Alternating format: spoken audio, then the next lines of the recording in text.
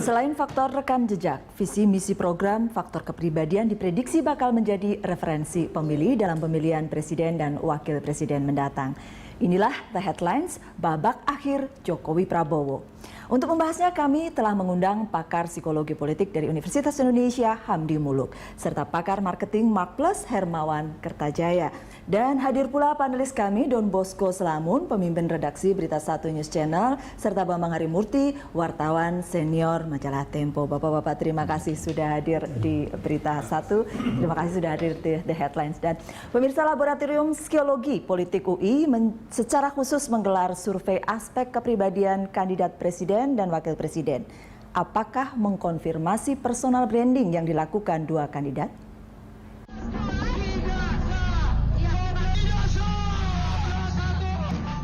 Kandidat Presiden Prabowo Subianto terus meyakinkan masyarakat untuk memilihnya dalam pemilihan Presiden Wakil Presiden 9 Juli mendatang.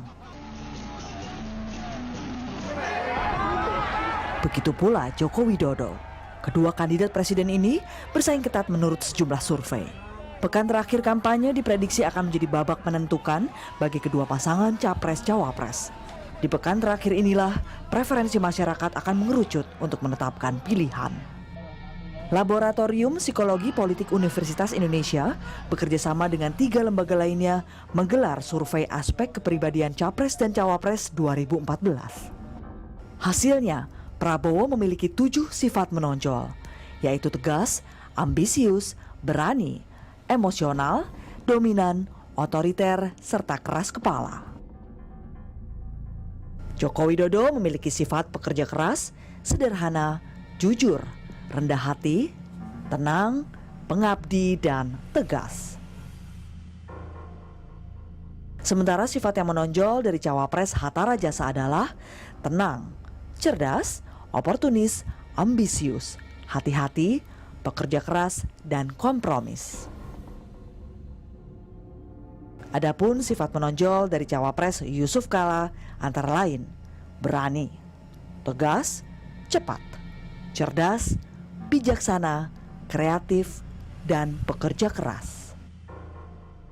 Apakah kepribadian kandidat presiden dan kandidat wapres itu bakal memengaruhi publik dalam menetapkan pilihan di Pilpres 9 Juli mendatang?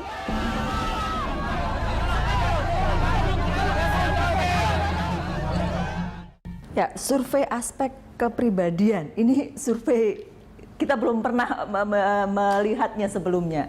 Bang Don. Iya, Nung, ini survei pertama untuk genre Pilpres. Tahun 2004 kita tidak bertemu dengan survei macam ini, tahun 2009 tidak ketemu survei semacam ini. Dan rasanya Prof. Hamdi Muluk memulai sesuatu yang baru dan kemungkinan akan populer sekali untuk 2019. Karena kalau kita ikuti kecenderungan misalnya tahun 2004, Nung, survei elektabilitas juga baru sedikit.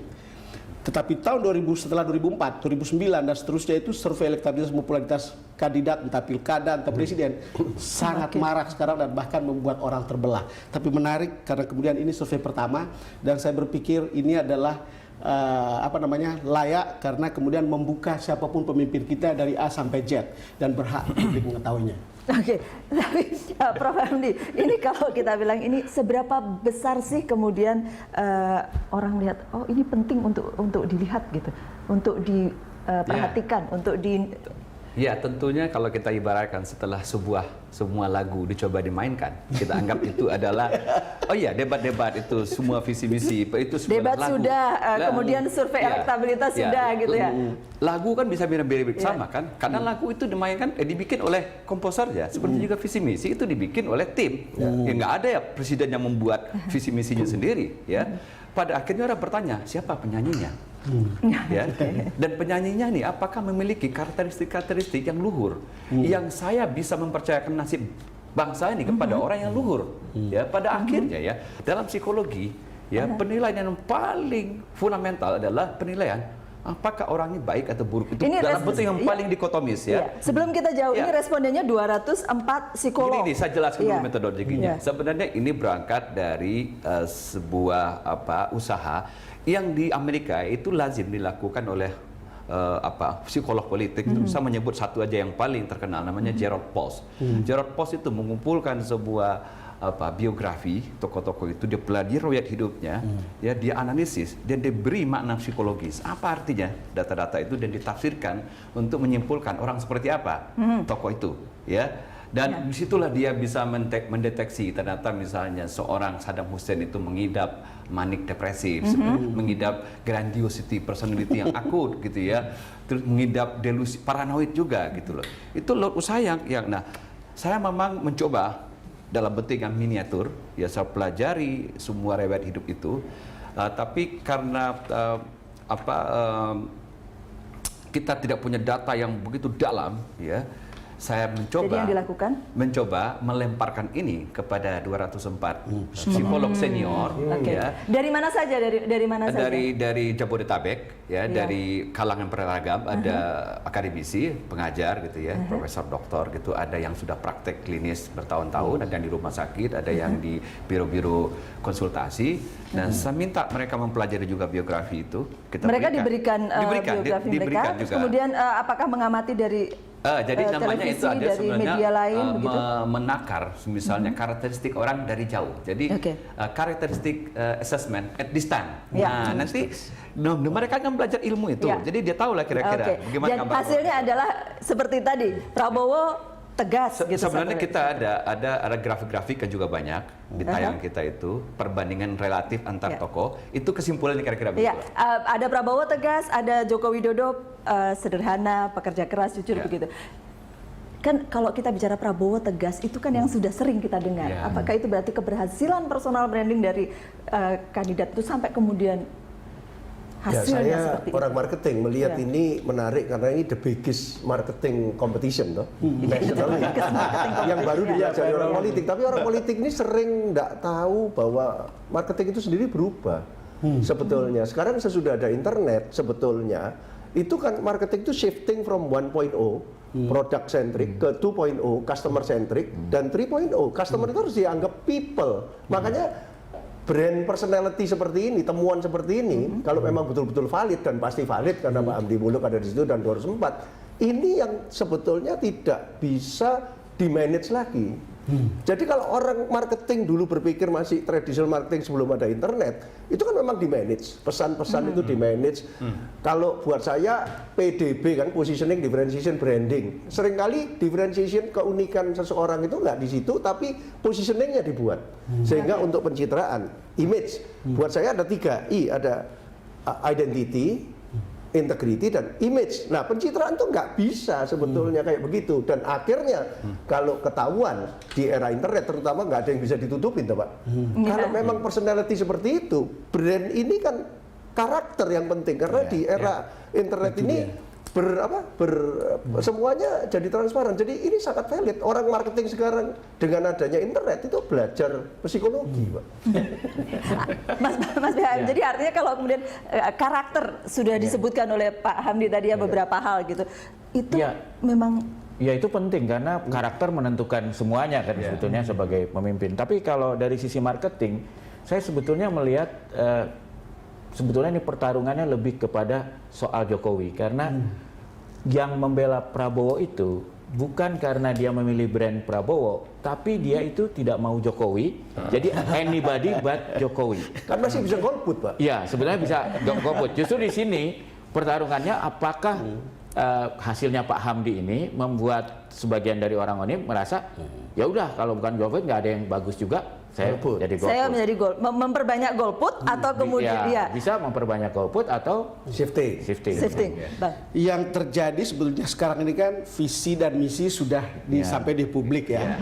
Kemudian parpol sudah sampai di publik dan semua sudah dimakan oleh publik. Yang orang tunggu sebenarnya kan personality yang lebih lengkap, lebih utuh, dan penelitian Prof. Hamdi Muluk dan kawan-kawan ini menjadi menarik.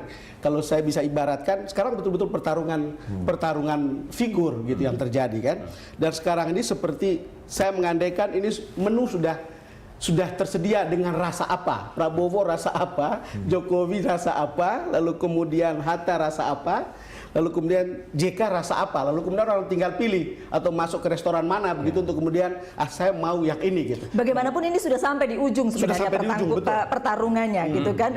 Orang sudah tidak lagi bisa berbuat apa-apa sesudah ini, praktis gitu ya. Dan menurut saya apa yang disebut Pak Herman katanya itu betul. Jadi Prabowo itu masih stick dengan sistem 2.0 barangkali ya dalam marketing. 2.0. Karena voter dianggap customer. Iya, dianggap customer. Sementara Pak Jokowi sudah yang 3.0 gitu. Lebih otentik kan, lebih otentik kan kampanye dan ya, dan ini juga bisa direpresentkan kan banyak juga yang memilih Pak Prabowo itu menginginkan ya kira-kira Orde Baru Jilid 2 lah ya, kembali ke sana, sedangkan yang Pak Jokowi ini lebih ingin terus pembaruan ini dilaksanakan gitu. Jadi kalau di marketing tradisional sebelum ada internet itu ada istilah perceived quality. Jadi katanya perception it's much more important than reality. Jadi orang marketing itu pekerjaannya zaman dulu lewat iklan, lewat propaganda, lewat apa macam-macam itu creating perception. Sekarang perception itu masih tetap penting, tapi kalau orang ngecek perception ini tidak cocok dengan reality, itu bisa backfire. Cuma masalahnya sekarang ini injury time ini sudah kurang berapa hari. Apakah bisa? Mestinya hasil riset Bapak itu sebulan yang lalu. Saya udah ngasih tahu kan, ini yang benar kayak gini orangnya. Ya, tapi nggak tahu sekarang publik. Tapi ya. Mudah-mudahan Saya ingin teruskan ke Prof. Hamdi Muluk karena kan sebelumnya kan sudah ada survei serupa sebetulnya tentang figur-figur ini kan. Saya yang dulu juga dilakukan. pernah mencoba melihat quality of leadership, iya itu kan? barometer dulu. Kalau yang ini lebih fundamental, kita melihat karakteristik dasar orang seperti apa. Itu kan lebih mendasar hari ini. Ya, tapi bagaimanapun masih ada beberapa hari termasuk untuk pemilih untuk kemudian memikirkan kembali dan dari aspek karakteristik pribadi dan kemudian beberapa hal lain termasuk preferensi ya. Kita akan kembali sesaat lagi. Survei Psikologi Politik UI menyebutkan Prabowo Subianto adalah kandidat presiden yang memiliki hasrat atau motivasi berkuasa paling besar. Sementara motivasi berkuasa Joko Widodo paling kecil. Mari kita cermati data berikut ini. Ini tentang motivasi berkuasa. Prabowo Subianto 8,84 poin ya. Joko Widodo 6,36 poin. Yusuf Kala 7,3 poin, sementara Hatta Rajasa 7,17 poin. Bagaimana kemudian motivasi untuk berafiliasi? Joko Widodo 7,95 poin ya Prof. Hamdi. Yusuf Kala 7,45 poin, Hatta Rajasa 6,41 poin.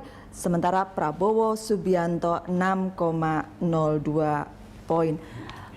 Saya mungkin harus bertanya ke Prof. Hamdi ini. Artinya itu. Artinya apa itu? Jadi begini, awam ya.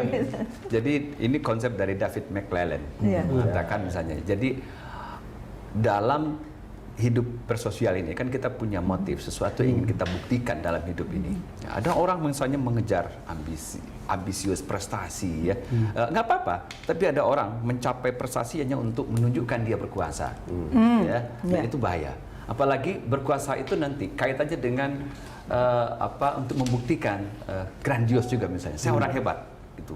Jadi kekuasaan yang dia cari, ya, dan dia bisa mengalahkan prestasi itu. Tapi ada juga yang bagus begini, tidak apa-apa ya orang kelihatan ya mencari kekuasaan, ya kekuasaan dia pakai untuk achieve, ya untuk mendapatkan prestasi. Motivasi berkuasa itu perlu tidak untuk seorang presiden? Kalau dia tidak ada keinginan untuk punya power ya, dia powerless. Bagaimana dia mau achieve juga, gitu kan? Jadi McClellan mengatakan itu motif itu harus relatif seimbang.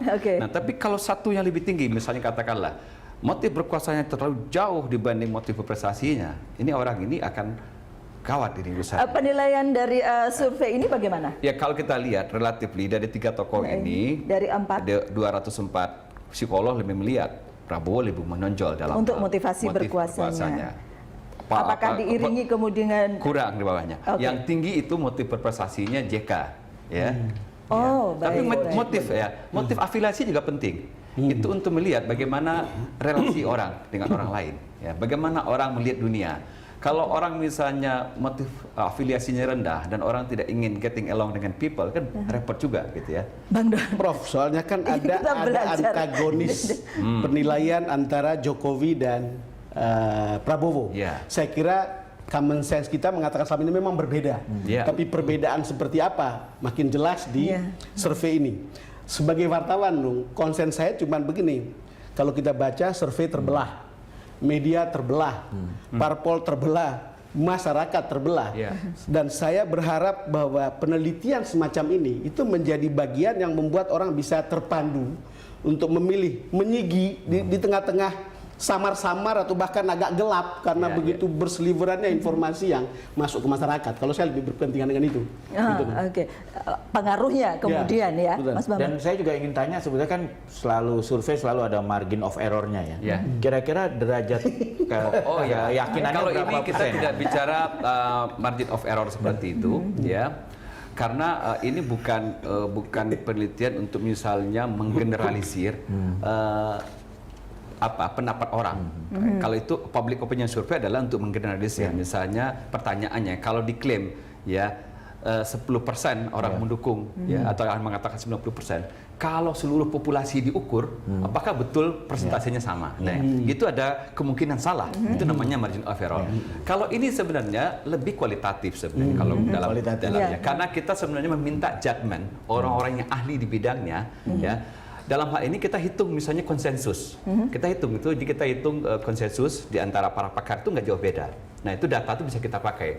Beberapa data kita skip karena tidak ada konsensusnya dengan yang lain. Dia terlalu ekstrim. Dan kita buang. Gitu. Kalau melihat seperti ini Pak Hermawan, kalau kita mundur sedikit lah sekian, kalau Pak Hermawan kemudian jadi tim suksesnya para capres ini, kira-kira kemudian apa yang mau dilakukan kalau dengan modal Ya seperti ini kan ini? kalau di marketing namanya expert opinion. Ya. Ada banyak Opinion. kuantitatif, kualitatif, FGD, in depth. Tapi ini yang kita sebut expert opinion yang seringkali harus diperhatikan betul-betul karena ini ahlinya yang ngomong. Nah, kalau saya jadi tim ses tim ses, saya akan mengatakan bahwa perhatiin benar-benar loh ini.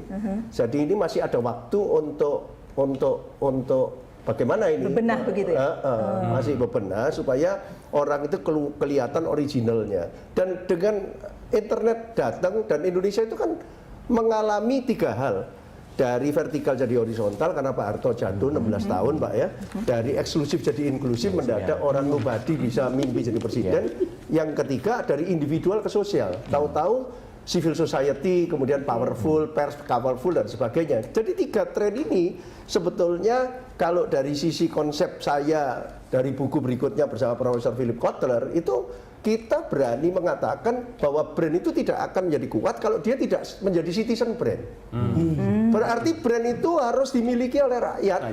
Dan brand itu tidak boleh dimiliki oleh institusi. Kayak saya punya Magplus. Kalau rakyat ini tidak menganggap Magplus itu hebat, tidak ada gunanya. Mumpung belum saya lupa, saya mau tanya kepada Pak Hermawan. Kalau lihat 2 karakter ini yang temuannya Prof. Hamdi Muluk dan kawan-kawan, kalau kita bicara publik itu adalah pasar, kira-kira bagaimana pasar saat melihat begini? Ya, saya melihat itu kan expert opinion. Expert opinion. Sekarang ini pertarungan antara simbol vertikal dan horizontal, simbol eksklusif dan inklusif, dan simbol individual dan sosial. Saya nggak tahu kalau di pemilihan Jakarta dulu jelas yang horizontal, yang inklusif dan yang sosial menang dari vertikal. Eksklusif kan mirip tuh itu. Nah, tapi sekarang ini saya nggak tahu, terus terang belum tahu hasil 9 Juli kayak apa karena ini kan populationnya lebih banyak dan banyak manage campaign yang dilakukan dan termasuk negative campaign, black campaign yang belum tentu kita punya pihak lainnya mempunyai waktu untuk recovery kalau di bisnis. Makanya saya sebenarnya ditanyakan juga oleh rekan-rekan apa motif Anda? Saya bilang motif saya hanya to inform the people, saya bilang. Karena bagi kita penting mempercayakan nasib bangsa ini kepada orang-orang yang kita anggap tentu karakteristiknya lebih baik dari yang lain. Kalau tinggal beberapa hari seperti ini memang. Ya, saya kira mungkin untuk sejumlah kecil orang akan berpengaruh. Cuma masalahnya sejumlah kecil orang ini bisa mengubah hasil pemilu. Karena kita lihat cukup ketat sekarang persaingannya ya. Jadi memang upaya-upaya seperti ini pengaruhnya tidak bisa dibuang ke sampah gitu Ini ya. kan expert opinion Karena walaupun mungkin kalau misalnya bedanya udah 20% mungkin hal seperti ini nggak terlalu banyak pengaruhnya. Tapi dalam skala sekarang ini sangat benar. Apalagi sekarang tuh satu hal yang negatif dari internet, orang gampang aja bikin pendapat segala macam sampah, pendapat racun yang tidak ada dasarnya itu dibuang ke situ aja. Sehingga orang kadang-kadang gagap juga. Ini mana yang benar? Nah, jadi dalam hal ini kita appreciate bahwa Pak Hamdi mengambil posisi itu. Ini bukan saya sendiri pribadi yang bisa saja dituduh bias. Ini 204 orang psikolog profesional. Jadi ini betul-betul menampakkan satu institusi. Kalau dari jangka expert, waktunya cukup, sebetulnya nanti yang jadi benteng terakhir itu 3 komunitas, youth, women, netizen. Karena in general, youth itu sebetulnya lebih pakai hati nurani daripada yang senior. Senior ini udah rancu, kecuali senior yang berjiwa youth ya. Pak Irwan, tapi kan gini, youth Women lebih pakai hati nurani daripada men. Men itu kan money, sex and power. Kalau youth dengan netizen itu kan dekat netizen sekali dan citizen. sekarang ini. Netizen itu lebih pakai. Ini kalau waktunya cukup. Tetapi akan menjadi berpengaruh lebih besar kalau media mengamplify ini. Saya rasa ini kan penelitian di kelasnya dan baru pertama sebetulnya kalau saya jadi wartawan baru dengar pertama di sini maksud saya di luar itu biasa. Ya, di luar sudah biasa begitu. Jadi kita lihat ini akan ada pengaruh kalau misalnya amplify lewat media itu menjadi penting gitu. Yang ingin saya minta komentar lebih jauh dari Prof Hamdi sebetulnya ada, karena kan beliau sudah menulis sebelumnya yang di Kompas itu tentang ilusi tentang pemimpin besar.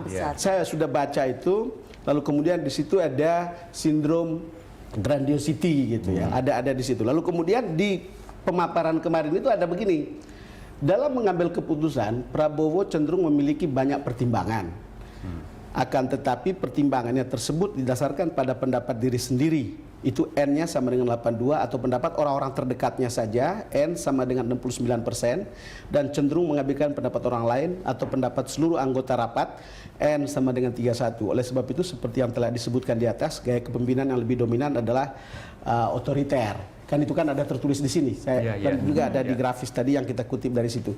Lalu kemudian saya kaitkan dengan tulisan yang sebelumnya yang Prof tulis itu soal retorika besar, tampilan besar, karisma di publik dilatar belakangi gangguan kepribadian seperti grandiosity atau merasa orang besar. Lalu kemudian narsistik, over ambisius, arogan, kurang empati sosial, kontrol emosi yang rendah. Itu saya kutip dari tulisan yang Prof sampaikan. Tentu saja saya harus bertanya tentang validitas dari statement ini. Gitu. Oh ya, kalau yang pertama itu adalah saya mengutip adalah teman-teman dari para psikolog politik yang menganalisis, terutama Gerard Post dan kawan-kawan, tokoh-tokoh dunia, Hitler, Kim Jong Il, Saddam Hussein, banyak itu, sampai Benito Mussolini dan segala macam. Itu mereka menemukan ada kesamaan ya yang menonjol itu. Jadi itu grandios itu dan narsistik personality yang besar itu. Dan itu yang banyak menjerumuskan akhirnya peradaban kita ini kepada titik nadir gitu. Dan celakanya itu ketahuannya kan belakangan. Iya betul. Belakangan gitu. Jadi setelah mereka turun itu kan diteliti semua, dipelajari dari kecil gitu loh. Nah, saya sebenarnya pada waktu itu membuat tulisan hanya menghimbau gitu loh, ya, menghimbau bahwa coba kita lebih aware ya dengan situasi ini ya. Dulu ada orang yang digandeng-gandeng sebagai pemimpin besar gitu ya, dengan ukuran ya mungkin retorika besar gitu ya, tampilan besar gitu, janji-janji besar gitu ya. Ya biasanya orang-orang besar kalau dia dikultuskan itu ya, dia menjadi tak terbantahkan, menjadi memenang sendiri ya, mungkin besar kepala, jauh arogan, itu semua trait itu berkaitan. Dan ini semua patologi ya, patologi kekuasaan. Nah saya kan tidak mau lagi apa. Tapi waktu itu saya belum punya data tentang ini gitu loh. Prof, tapi begini, apakah ini itu data? Nah data yang ini ya, ini kan baru saya tanyakan ke 204 ya, psikolog. Apakah misalnya Anda melihat ada indikator-indikator? Dan itu terkonfirm. Kebetulan angkanya itu lebih tinggi untuk Pak Prabowo dibanding yang lain gitu ya. Yang lain ada juga angkanya, tapi nggak sebesar itu. Jadi saya melihat kita mencoba melihat posisi relatif 4 orang ini di mata 204 psikolog itu. Nah inilah hasilnya yang saya sampaikan ke publik. Tetapi itu bisa dikontrol atau tidak sebenarnya kalau sesuai tulisannya Maksudnya Prof? apa dikontrol ya? Iya, itu kan grandiosity, merasa besar, merasa... Iya, kalau ada orang-orang kecenut seperti itu, kita harus kontrol. Tapi nggak begini, siapapun yang jadi pemimpin harus dikontrol. Itu kan hakikat demokrasi, Mbak. Tidak bisa kita memberikan cek kosong, ya, dan harus dikontrol. Tapi orang yang grandiosity-nya besar sulit dikontrol. Lebih sulit Karena dikontrol. kita bisa-bisa malah. Itu betul, Mas Bambang. Lebih sulit dikontrol daripada yang tidak. Komentaran. Kalau Pak Harto itu kan 32 tahun terbukti sukses kemudian jatuh. Itu kalau Bapak sebagai psikolog pakai teori ini, katanya kan Hitler diamati. Pak Harto ini gimana? He change di tengah atau memang dasarnya gimana? Kok bisa sukses kemudian jatuh? Pak SBY katakannya sudah ini. Kita juga pernah, yang lain-lain pun kita juga jatuh pernah soalnya, menganalisis Soeharto dulu, walaupun belum. Tapi gimana itu? Dia sama, sekarang kan singkat aja. Gimana? Dia punya kemampuan kontrol yang kuat terhadap kekuasaan. Dan setelah itu dia ternyata punya keinginan untuk memanipulate juga. Jadi itu ada kajiannya dulu. Kita terbitkan itu buku. Tapi sampai 32 Tapi poinnya kan bisa orang terlalu lama berkuasa, grandiosenya makin muncul kan? Makin muncul karena diputuskan, dimitoskan. Iya. Oke, kita akan jeda dulu, kita akan kembali sesaat lagi. Survei Poll Tracking Institute awal Juni lalu menyebutkan publik menginginkan capres yang memiliki karakter bersih atau jujur, lalu peduli dan merakyat, sedangkan karakter tegas dan berani hanya berada di urutan ketiga karakter calon presiden yang diinginkan publik. Jadi kalau kita bicara semua survei yang ada, memang dari dulu posisinya adalah bersih dan jujur. Ya. Tetapi Karakter. Itu soal karakter, betul. Iya. Karakter. Dan kalau kemudian kita bicara elektabilitas, sekarang ini kan posisinya Tipis. Ya. Jadi apakah saya bisa katakan publik menilai dua-duanya bersih dan jujur? Kalau lihat dari berbagai survei kan ada semua item itu, tapi gradasinya kan agak berbeda. Ya. Kalau dari Prof. Hamdi Muluk, saya misalnya lihat, ada ambisi, semua ambisius. Semua tetapi dengan gradasinya angka yang adalah beda-beda. Prabowo paling tinggi, yang paling rendah itu hasrat berkuasa itu adalah Jokowi. Lalu kemudian ada satu statement yang mengatakan bahwa Prabowo akan ikutin pendapatnya sendiri, lalu kemudian sampai pada apa yang tadi kita sudah bicarakan sebelumnya, sementara orang seperti menjurus ke arah otoriter begitu ya. Sementara Jokowi dibilang demokratis. Menjurus Ada dua hal yang mestinya menjadi pertanyaan, Prof. Demokratis, lalu kemudian tidak ambisius, atau ambisi hasrat berkuasa itu termasuk rendah gitu. Itu juga kan bisa jadi titik lemah sebetulnya. Oh iya. Tapi kan kita melihat kadarnya tadi kan, kalau orang misalnya yang dia pikirkan hanyalah mencapai kekuasaan gitu loh, tanpa jelas mau kemana kekuasaan itu diabdikan gitu ya, kan pada akhirnya untuk rakyat. Kita tidak mungkin mencari malaikat menjadi presiden. Jadi Sufi tidak mau dia. Tidak ada malaikat ya. Nggak ada passionnya kan, nggak ada ambisinya begitu, nggak mungkin. Cuma kita mencari perimbangan yang lebih relatif sehat. Gitu. Kalau kemudian kita ngukur tekanan darah misalnya, itu kan ada angka normalnya. Ini ada angka normalnya nggak sih kalau pada waktu itu kalau kita mungkin di skala 1 sampai 10, mungkin kalau kita pakai normalnya itu ya 5 ke atas oke lah sebenarnya. Jadi saya melihat sebenarnya dalam perspektif patologis gitu ya. Kan kita nggak bisa katakan ada yang patologis misalnya gitu ya. Cuma mungkin ini ada yang relatif skornya lebih ekstrim dibanding yang lain gitu. Ini catatan. Tapi kita lihat sebenarnya profilnya sebenarnya saling berkaitan ya, saling menunjang. Itu yang penting gitu. Jadi misalnya kita melihat misalnya kalau orang misalnya lebih demokratis, dia lebih mau mendengar, ya kemungkinan hasrat dia untuk juga menang sendiri, berkuasa sendiri lebih kecil. Ya, kalau misalnya itu ditopang juga dengan kita tanyakan juga trik kejujuran kan, apakah lebih jujur? Memang dianggap Jokowi relatif lebih jujur dibanding. Tapi kita lihat hari ini memang ya politik itu kalau bicara kejujuran itu menjadi barang yang pelik. Pak Hermawan, kalau orang bilang gini, ini dua-duanya melakukan marketing gitu kan, ya, selama ini sudah jalan gitu. Dan kalau Pak Hermawan melihat yang paling berhasil yang mana? Ya, makanya kalau saya melihat orang politician ini kan baru 2-3 pemilu belakang ini belajar menggunakan marketing, masih banyak yang salah gitu. Jadi tidak lengkap marketingnya dipakai dan tidak tahu kalau sudah ada updating marketing dengan adanya internet dan itu bukan Amerika itu. Karena Indonesia ini sejak 16 tahun sudah memang berubah jadi horizontal, jadi inklusif dan sosial, walaupun belum ada internet. Pak Harto jatuh, ditambah internet double. Nah, saya melihatnya bahwa Anda tinggal sekarang bagaimana? Wong marketing itu, strategic marketing itu 3 kok. How to win market share, no? Nanti 9 Juli kan market share. Market share. Yang dihitung elektabilitas itu kan market share. Tapi kalau zaman dulu, untuk memenangkan market share, you must win the mind share first. Tapi kalau sekarang dengan adanya internet itu bergeser, heart share yang penting. Hati nurani kita kemana? Nah, jadi marketing dari dulu 3, market share, mind share, heart share. Tapi sekarang ada pergeseran loh. Jadi, nah cuma sampai di mana orang Indonesia yang 240 juta ini sudah bergeser ke heart share untuk mencapai market share itu. Lebih percaya heart share. Jadi data apa debat itu hanya mempengaruhi nggak lebih dari 15% voter. Artinya voter lebih tergerakkan oleh heart share tadi. Hati ini bicara apa dimensi hati begitu, bukan mind. Kalau debat kan mind. Dengan adanya internet memang harus lebih ke hati. Elektabilitasnya kan dekat. Iya, kejar-kejaran kan posisinya. Tapi tidak kejar-kejaran, sebetulnya yang satu udah selalu lebih unggul. Iya, Cuma tapi jaraknya makin mepet dan ada beberapa survei sudah menyebutkan yang satu sudah. Kalau saya melihat itu lebih efek karena negatif campaign ya, harus kita akui. Bukan negatif, black campaign. Jadi kampanye di bawah tanah yang fitnah-fitnah itu. Tapi itu juga jualan black campaign. Tapi itu berhasil, Pak Bambang, itu mempengaruhi karakter. Orang sedikit ragu dengan karakter yang diserang itu. Oh, oke. Jadi hasilnya jadi seperti itu. Makanya saya cuma melihatnya takut injury time nggak keburu waktu. Kalau di bisnis black campaign itu works memang, tapi akhirnya orang tahu balik lagi bahwa Gajah Mada itu nggak ada babinya gitu katakanlah. Tapi kan? Ini works juga. Tapi kan ini works, tapi kan waktunya nggak nutupin. Jadi yang sebetulnya dilakukan oleh Pak Hamdi ini adalah bagian dari memitigasi dampak dari kampanye fitnah-fitnah itu.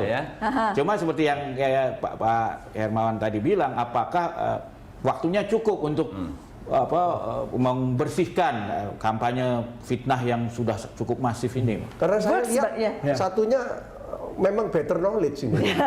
Works dan kemungkinan dengan waktu yang sangat sedikit ini agak sulit menurut Pak Hermawan. Iya, saya juga merasa jadi saking banyak kayak informasi, saya juga mengalami kesulitan. Saya bisa bayangkan kita yang dekat dengan pusat informasi mengalami kesulitan, apalagi dengan mereka yang jauh. Jangan-jangan karena banyak saya informasi. mencoba mencari sejumlah opinion leader beberapa hari ini. Saya termasuk, saya termasuk survei juga. Iya, bukan, ini kan sekedar opinion leader, Prof. Saya bacalah tulisan B. Heri Priyono, itu pastor di STF Diarkara, dosen pascasarjana di sana. Memilih dengan akal sehat. Ada 3 hal. Kebetulan ini mungkin ada sejalan dengan beberapa poin surveinya Prof. Hamdi. Ini lihatlah orang apakah nafsu berkuasanya itu sangat besar. Kalau itu sangat besar, diikuti mulut besar, Anda harus berpikir ulang tentang pilihan. Itu kira-kira begitu. Kemudian yang kedua, lihatlah apakah orang ini setia pada perkara kecil. Nah, ketika dia setia perkara kecil, itu berarti dilihat track record, gitu salah satunya. Oh ini kalau dia, karena kalau dia tidak setia pada perkara kecil, tidak setia juga pada perkara besar, apalagi gitu. Yang ketiga, dia mengatakan lihat kebiasaannya, kebiasaan yang kemudian dia sebut sebagai habitat maksudnya. Kebiasaan itu yang mengacu pada track record. Hanya orang yang punya kebiasaan yang terus-menerus seperti itu yang bisa dilacak track recordnya. Saya tidak bermaksud dia menyebut Jokowi atau Prabowo, tapi mungkin bisa dilihat karena dia tidak juga menyebut nama di situ. Itu menurut saya terpaksa kita harus mencari seperti ini untuk kemudian seperti kata Pak Hermawan tadi. Iya, seperti kata Pak Hermawan tadi. Ya daripada agak sulit memilih sekarang karena kemudian begitu banyaknya instrumen untuk menyampaikan informasi ke publik. Ya bagaimana kemudian sebanyak pemilih yang lain itu akan makin kebingungan dengan berseliwerannya informasi. Ya. Apalagi memang untungnya tuh ada internet. Kalau dulu tuh siapa yang menguasai televisi ya, itu udah pasti menang. Makanya dulu kudeta militer atau apa kan yang pertama diambil termasuk stasiun televisi dan radio. Tapi sekarang Cukup dengan duduk di adanya stasiun televisi apa radio, dengan adanya BlackBerry dan sebagainya. Tapi Bapak sebagai wartawan senior, kenapa Jokowi yang dulu media darling oleh seluruh media, hampir seluruh media dan TV, sekarang kok mendadak berbagai TV kok berbalik, itu gimana? Hati nurani wartawan-wartawan gimana menurut Bapak? Saya kebetulan menerima banyak gitu SMS dari teman-teman yang hati nuraninya terganggu, tapi ya mereka rupanya takut juga kalau dipecat dan sebagainya. Jadi akhirnya kita sih berharap, saya terus terang bilang sama teman-teman itu, sebetulnya teman-teman wartawan itu tidak perlu takut. Bahkan bisa melaporkan ke polisi, karena menurut undang-undang pers, kalau ada yang menghambat kemerdekaan pers itu bisa dipidana sampai 2 tahun penjara. Pak, tapi berani atau enggak itu memang kalau soalnya. di marketing dengan horisontalisasi marketing dari vertikal, horizontal, eksklusif, inklusif, individual, sosial, itu ada 3 yang sebetulnya diharapkan untuk tetap idealis itu. Ya, salah satu wartawan. Kedua artis. Kemudian ketiga civil society dan akademisi ya. Nah, ini kalau yang orang-orang ini juga kemudian bisa di-manage, ini kan repot. Saya kira memang yang wartawan itu banyak yang dikunci dengan harus netral. Padahal wartawan itu tidak harus netral, dia harus independen, harus bersikap. Nah, tapi suatu kampanye yang masif kepada publik bahwa wartawan harus netral itu saya kira cukup mempengaruhi banyak media. Saya meneruskan Mas Bambang, netral, independen, fair, and balance. Kan kira-kira begitu. Yang jadi soal sekarang Pak Hermawan adalah begini, kita juga terbelah karena ada hubungan dengan partisan pemilik. Dan memang menjadi masalah. Saya juga tidak bisa bayangkan teman-teman yang bekerja di bawah media yang pemiliknya partai A, partai B, lalu kemudian harus mendukung calon presiden A, presiden B. Menurut saya dilema besar juga untuk mereka sebetulnya. Saya tidak mengalami makanya ada yang cuti, Pak. Redaksi ada yang cuti. Ada dilema besar. Kenapa cuti itu kenapa? Karena untuk menghindar dari kritikan itu. Oke, kita akan lanjutkan sesaat lagi. Saat Laboratorium Psikologi Politik Universitas Indonesia menggelar survei aspek kepribadian, sejumlah lembaga survei menyigi tingkat keterpilihan kandidat presiden dan kandidat wakil presiden. Mari kita simak persaingannya dalam data berikut ini. Bagaimana data dari Indobarometer mengenai elektabilitas kandidat Jokowi JK mendapatkan 40,4, sementara Prabowo Hatta mendapatkan 39,9%. Memang ada beberapa lembaga survei kemudian ya. Ada yang kemudian mengunggulkan Joko Widodo, ada yang mengunggulkan Prabowo Hatta. Memang kan ada perang survei, Jadi perang survei bukan perang antar media aja, perang survei. Makanya saya senang ada surveinya Prof. Hamdi ini karena kita melangkah ke sesuatu yang baru. Belum ada perang survei kepribadian. Belum ada perang survei dan kemudian akan ada lagi mungkin yang seperti ini. Tapi yang menarik kan kita tahu bahwa ada 7 atau 8 survei yang mengunggulkan Jokowi JK, ada 3 yang mengunggulkan Prabowo dan itu kita tidak tahu mana yang paling valid. Tapi secara tradisional kita tahu ada beberapa yang valid dan ada beberapa yang baru muncul ketika Pilpres ini dan tentu mungkin bisa saja orang meragukan validitasnya. Tapi saya tertarik tertarik dengan pernyataan Bang Don di awal tadi ketika berbagai survei elektabilitas dan hasilnya berbeda-beda, orang mungkin juga sudah berpikir sudahlah ada survei lain yang kemudian pemikiran lain yang menjadi makanya ya Mas ya rasanya survei Prof. Hamdi jadi menarik. Ya, berikannya sesuatu yang baru dan to the point karena karakter. Memimpin itu kan paling penting karakternya.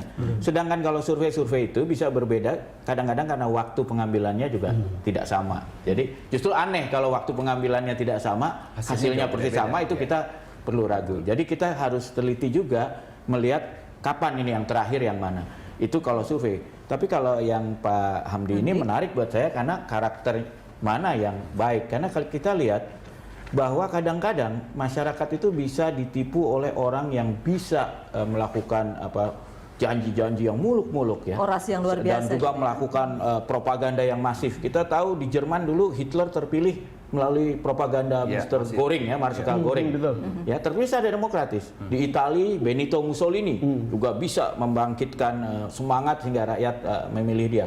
Lalu kita lihat di Rusia, seorang kolonel KGB dinas rahasia ya, dia bisa dengan cara-cara tertentu meyakinkan masyarakat dan sekali terpilih. Orang seperti ini biasanya nggak bisa turun. Kita lihat kayak Putin, dia jadi Perdana Menteri 2 kali, dia tukar dengan presiden, kemudian kembali lagi. Dan ini dampaknya orang otoriter itu membuat masyarakat terbelah. Saya kasih contoh Thaksin di Thailand. Sekarang itu kacau, akhirnya junta militer.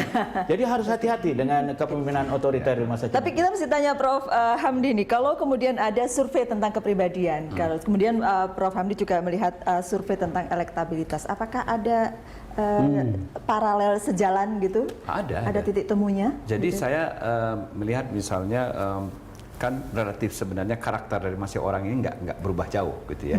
Walaupun memang ada sekarang serangan yang sistematis terhadap karakter Joko Widodo yang sudah mulai terbentuk lama di masyarakat kan, bahwa dia bekerja keras gitu ya, dia tidak hanya bicara, dia lebih merakyat, dia lebih concern dengan publik gitu ya. Terus dia lebih banyak bekerja gitu ya, dia lebih jujur, dia lebih integritasnya terjaga begitu ya, track record kepemimpinannya lebih kelihatan gitu. Dan ini kan yang mau diserang sekarang. Mungkin menurut saya ada juga pengaruhnya, tapi saya yakin ya ketika kita misalnya telah membedah secara psikologis, ternyata itulah karakter yang aslinya. Saya menghimbau masyarakat ya memang begitulah hasilnya begitu. Iya. Tapi kalau kemudian pasar melihat gitu. Kalau saya sih melanjutkan tadi marketing ini berubah sesudah ada internet. Dulu awareness di-create lewat satu arah media, pokoknya blang akan otomatis terbentuk attitude. Waktu customer masih bodoh. A2, A3 dia akan act, dia beli, dia nyoblos, dan kalau dikasih diskon dan sebagainya, act again, dia beli lagi. Sekarang nggak bisa. A5, ini yang kita sebut wow marketing itu. Kalau 1.0 oke, 2.0 aha, 3.0 wow. Kenapa? A5 ini begini, pertama harus di-create dong awareness. Nah sekarang terhadap dua-dua ini awareness-nya cukup tinggi lah. Sudah, ya. Kedua, tapi enggak, attitude itu langsung terbentuk. Kalau teori kita, orang itu appealing apa enggak? Nah, semua appealing kan ini, appealing dengan cara sendiri. Saya naik kuda, yang satu masuk pasar dan sebagainya, appealing menurut cara sendiri. Tapi ada A3 yang namanya asking. Jadi mereka customer itu nanti akan tanya kepada komunitasnya, tanya pada ahli, trip advisor kepada orang yang ahli hotel, termasuk ahli ini tadi, tapi juga pada teman-temannya juga. Nah, baru A4 dia akan nyoblos, act, dan kelima kalau wow, ini akan jadi advocate. Nah, jadi kuncinya itu advocacy nih. Advocacy ini advocate yang di-manage atau advocate yang tidak termanage. Yang memang direkayasa. Ini sesudah ada internet begini, advocacy marketing. Wow marketing is about advocacy marketing. Jadi kalau Anda tidak wow, itu memang sulit sekarang. Wow itu berarti advocate-nya betul-betul voluntary. Seperti Google itu sudah wow itu ya. Google wow karena memang apa ya Pak ya. Tapi kita tidak seneng kan call center kita dijawab mesin. Sekarang nggak boleh lagi begitu gitu ya. Nggak boleh. Orang harus orang. Iya, Bang Dam. Kita belajar menarik dari dua ahli, enak didengar begitu. Tapi kembali lagi karena saya rasa ketika hingar-bingar seperti ini banyak orang yang juga mungkin sudah pasti ada pilihan ya, tapi sebagian masih bingung juga. Kalau mereka sudah mengenal pribadi kan mungkin sudah bisa lihat. Tapi tulisan Mokhtar Pabutinggi hari ini di Kompas menarik juga untuk saya. Itu judulnya begini, memilih di medan keruh. Jadi saking ABCD-nya begini jadi keruh banget. Dia hanya menasihatnya begini, udahlah coba cari rekam jejaknya, teliti betul rekam jejak, kemudian simak dengan sesama asal-usul koalisinya, dagang sapi apa enggak gitu. Waspadai rekam jejak yang kontroversial secara luas. Lalu amati sinergi antara pasangannya, capres dan cawapres dan lain-lain. Dan yang menarik untuk saya adalah perhatikan mana yang beri janji-janji palsu dan mana yang punya gregetnya itu adalah greget kerja. Jadi dia kasih 9, tapi saya hanya menyampaikan beberapa. Sekali lagi, ini hanya kita mau sampaikan kepada publik supaya jangan salah memilih begitu. Kita tidak bermaksud siapapun yang mereka pilih adalah kebebasan mereka. Tapi apapun pilihan mereka itu menentukan. Kalau kata Mas Bambang tadi bisa salah kita 5 tahun lagi. Karena begini, kalau dalam era demokrasi kalau kita punya pemimpin yang salah, itu salah rakyat loh, bukan salah siapa-siapa. Ya. Itu Ya, benar. karena rakyat jadi yang rakyat itu memilih. bertanggung jawab. Yang memilih, ya. Apalagi sekarang pemilihan langsung, itu pasti salah rakyat, itu bukan Jadi salah siapapun mesti diterima. Makanya Ya. kita harus memberikan informasi yang sebaik mungkin, sebanyak mungkin, yang lebih sevalid mungkin ke publik. Ya. Nah, dalam hal ini posisi Laboratorium Psikologi Politik hanya memberikan kontribusi sesuai dengan ilmunya. Inilah Oke. ilmu kami dan inilah karakter dan kepribadian dari orang-orang yang sedang berlaga hari ini. Itu yang akan Anda pilih. Silakan Anda cermati begitu. Kalau kita sudah sampai bagian akhir, saya boleh minta closing statementnya. Pesannya untuk para pemilih, Pak Hermawan. Ya, pesan untuk para pemilih di era Sama seperti mau membeli sekarang ini sesuatu. yang kita sebut Indonesia baru. Ya. Karena sejak 16 tahun yang lalu kan sudah vertikal ke horizontal, eksklusif, inklusif, individual, sosial, ditambah internet lagi. Mestinya ya nanti jangan sampai keliru gitu ya. Trennya kemana gitu ya toh. Walaupun secara kuantitatif nggak tahu Mas Ian. Iya. Saya masih ingat iklan di TVRI, teliti sebelum membeli. Teliti sebelum membeli. Prof. Itu closing statement saya. Oke. Sebelum membeli Ya. dan saya yakin betul dengan ilmu saya yang paling basic itu pada akhirnya orang melari kepada karakter dan kepribadian. Itu yang paling penting. Oke, Ya. Mas Bambang. Ya, kalau saya melihat ini bukan hanya terjadi di Indonesia, ini juga terjadi di negara-negara yang mengalami transisi demokrasi sebelum kita. Memang ada satu titik di saat sebagian masyarakat mau kembali ke era otoriter, sebagian masyarakat mau meneruskan era demokrasi. Kita lihat ini terjadi sekarang di Indonesia. Ya, kubu satu saya kira merepresentasikan kembali ke Orde Baru Jilid 2. Sedangkan mungkin Pak Jokowi lebih kepada era demokrasi partisipatif yang lanjutnya, yang 3.0. Nah, memang orang yang punya kecenderungan ingin mungkin menikmati masa Orde Baru, maka akan memilih kubu satu. Tapi orang yang ingin beyond Orde Baru, ingin Indonesia menjadi demokrasi yang partisipatif, saya kira akan memilih kubu nomor 2. Dan itu udah kebebasan jelas. masyarakat untuk Ya. kemudian memilih. Bang Don. Iya, saya kira semua orang sekarang atau sebagian besar orang sekarang sudah punya pilihan. Tapi tentu masih ada yang bimbang dan kita serahkan. Mata kita mungkin tidak cukup, telinga juga mungkin tidak cukup. Mungkin ada yang mengatakan mata hati kita masih punya begitu untuk memberikan pilihan yang benar begitu untuk Pilpres 5 tahun untuk 5 tahun yang akan datang. Iya, hasilnya masih kita tunggu 9 Juli mendatang ya. Adalah Anda yang akan memilih dan Anda yang akan menentukan masa depan Indonesia. Demikian The Headlines. Terima kasih, sampai jumpa Bapak-bapak. Terima kasih juga sudah hadir di The Headlines.